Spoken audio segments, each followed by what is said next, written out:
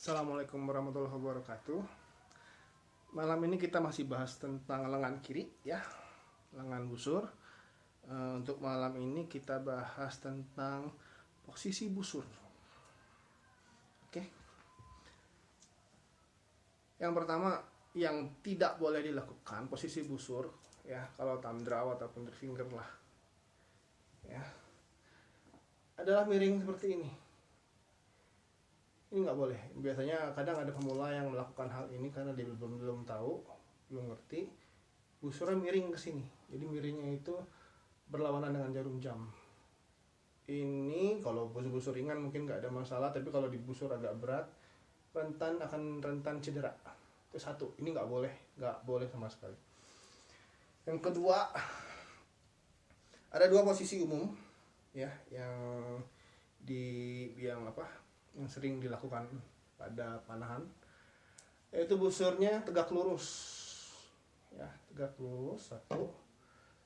Yang kedua miring sedikit, tegak lurus atau miring sedikit ya. Untuk yang tegak lurus itu biasa dilakukan di panahan yang sifatnya statis ya.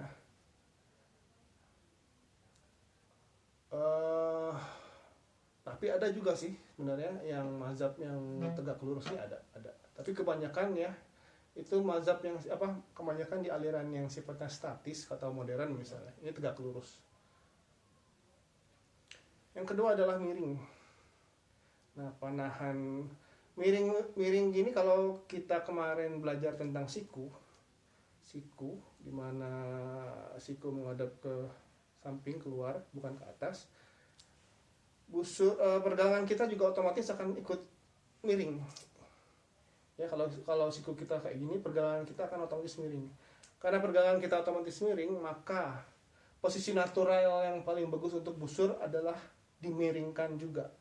Posisi natural ya, saya bilang ya. Beberapa yang perlu jadi contoh catatan untuk panahan dinamis, misal berkuda ya. Walaupun saya sendiri belum pernah berkuda ya, cuma kalau kita lihat orang-orang yang panahan berkuda itu tidak ada yang posisi busurnya tegak lurus, tuh nggak ada. Biasanya begini semua, dipiringkan semua. Kemudian posisi dinamis, pada posisi dinamis seperti jalan atau bergerak ya, atau mengendap-endap, berburu, itu biasanya busurnya juga akan dimiringkan. Nggak ada orang berburu busurnya kayak gini, nggak ada. Pasti miringkan, karena dia akan berjalan, bergerak, mengendap-endap, biasanya dia akan dimiringkan. Nah, seberapa miring?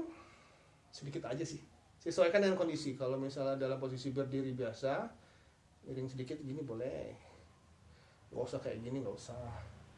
Kecuali posisi kita merunduk, nah itu baru disesuaikan. Mana yang dipilih, tegak lurus atau miring? Kalau untuk posisi berdiri statis yang santai, boleh tegak lurus, nggak ada masalah, boleh aja. Yang penting posisi siku tetap benar dan pergelangan tidak sakit ya. Karena sekali lagi untuk posisi siku yang seperti yang saya ajarkan kemarin, secara natural pergelangan akan ikut miring secara natural ya. Tapi kalau teman-teman mau lurus, sah, boleh, tidak masalah. Tapi untuk posisi yang dinamis pasti akan miring. Saya yakin pasti, sengaja maupun tidak sengaja pasti akan miring. Untuk posisi yang dinamis, miring ke samping.